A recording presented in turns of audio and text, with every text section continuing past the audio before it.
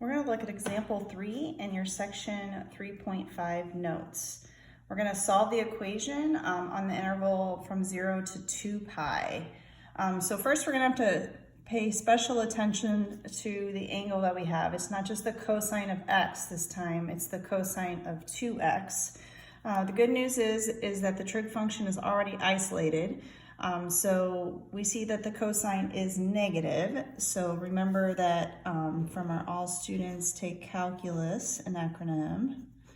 Okay, the cosine is positive in quadrants 1 and 4. So that means we're going to have the cosine being negative in quadrants 2 and 3. So I'm going to go ahead and draw that picture here.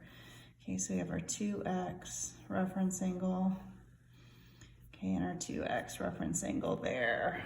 Okay. So the shared side is going to be negative square root of 3, so I'm going to sneak that in right there. The hypotenuse is 2, and the side across from 2x is 1. It's one of our special triangles from trig. Okay, so since we know we have our angle, the side across from it was 1, we're dealing with a reference angle that is 30 degrees. Which we can write as pi over 6, or we should write as pi over 6. Okay, so since we're going to quadrant 2, we want to think about pi and then take off the pi over 6. So for quadrant 2, we have 2x is equal to 5 pi over 6. All right, now we need the formula for all solutions. So remember it's 2 pi, because every time you make a circle, you get back n.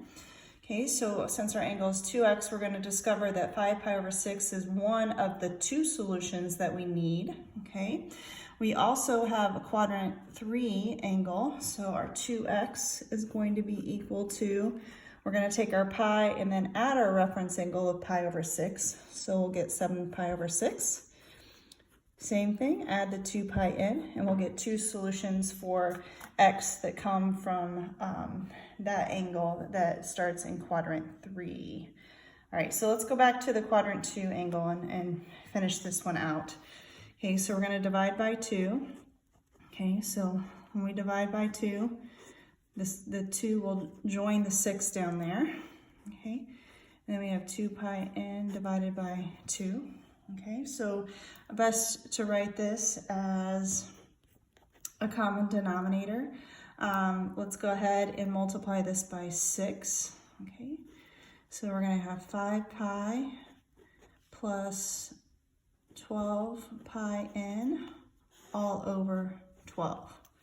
Okay, so there's our general formula we're going to use to get our two angles. So the way to do this is to look in the first rotation. Okay, so if n equals 0, we're going to get this going away, so we'll be just left with 5 pi over 12. Okay, so that's one answer in between 0 and 2 pi. Okay, if n equals 1, all right, we'd have 5 pi plus, if this is a 1 right here, we get 12 pi, so we get that x is equal to 17 pi over 12, okay, which is definitely still in the range. And here's how you can check that you only get two answers. So if you had a 2 right here, okay, 12 times 2 would be 24 plus 5, that'd be 29 divided by 12, which is out of the range. Okay, so since we have to be between 0 and 2 pi and we have a common denominator of 12, okay, the highest that we can go is 24 divided by 12. Okay, so those are our two answers from that part. Okay, so let's go back over to the quadrant 3 part. Same thing, we're going to divide by 2. So we have 7 pi, the 6 and the 2 join, we'll get a 12.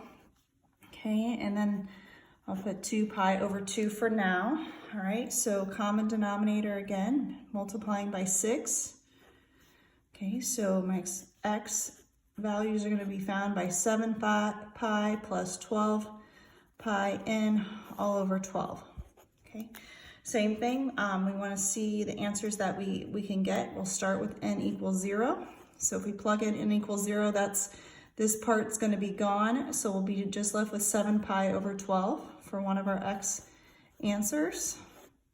Okay, and then if n is 1, We plug that in, we're gonna get 12 plus 7, so that's 19 pi over 12. Okay, second answer.